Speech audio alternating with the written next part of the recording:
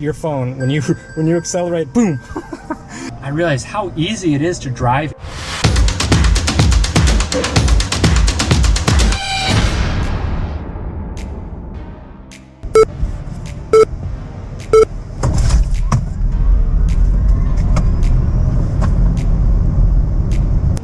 I just did this in acceleration video where I took off really fast in the Rivian, and I had my cell phone sitting here, and as I took off, it flew backwards in the back seat, and I had Siri looking for my phone all the way back there.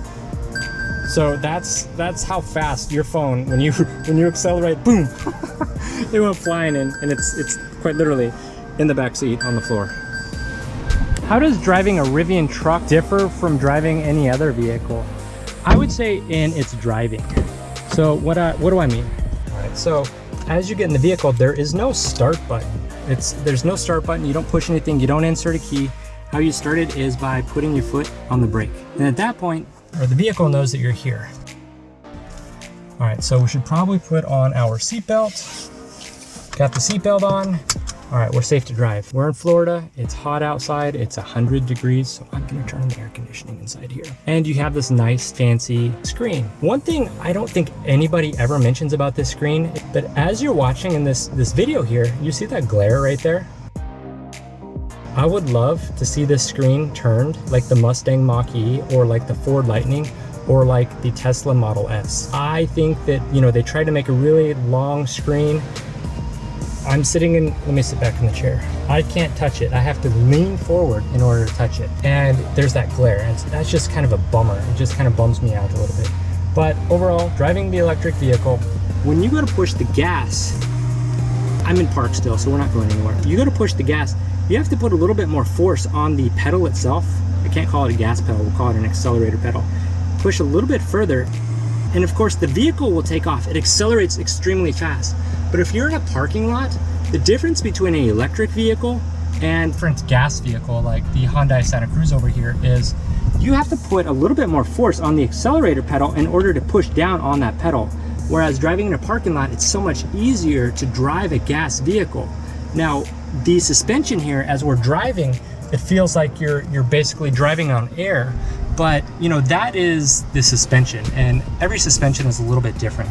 I'm talking about the accelerator pedal, and as you push the gas, driving an electric vehicle, I wouldn't say it's easier, but turning the steering wheel, even though it's extremely easy, it's not like my vintage Mustang without power steering, it's a little more difficult to steer. And I thought, it's just me. And I got into my Tesla, and then jumping from my Tesla to another one of my other vehicles, the Honda Ridgeline, I realized how easy it is to drive and turn the steering wheel for the Ridgeline, and pushing the gas pedal. Like, it's so easy, it's so natural to drive a normal gas vehicle compared to electric vehicles.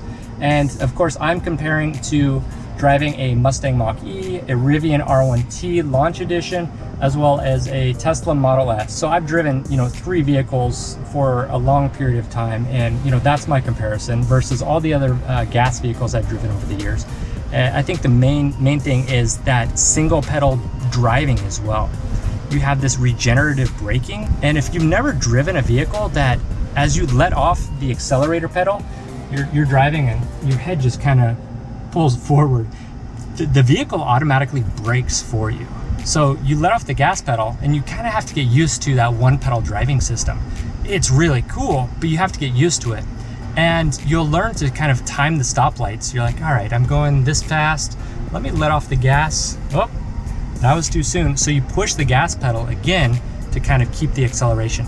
On the Rivian, the regenerative braking I have set is high. So basically, as you let off the gas, it will brake as hard as it can, or use that regenerative braking in order to add miles back to the vehicle, and thus keeping that cycle going and trying to be a little bit more green. So there you have it. I would say the main features are the one pedal driving system, the force that you push on the steering or on the accelerator pedal versus a gas pedal. I don't know, we should just call them all gas pedals. It's a little bit more difficult. the way you push the brake versus not pushing the brake, it's a little bit different. Driving an electric vehicle, you have more storage in the vehicles. If you've gotten this far in the video, I really appreciate it. Go ahead and subscribe, share it with a friend if you like, and if you're really inspired, leave a comment. I would be glad to read the comment and reply back to you. If you have any other requests, I would also be open to doing those requests. Thank you for watching the video.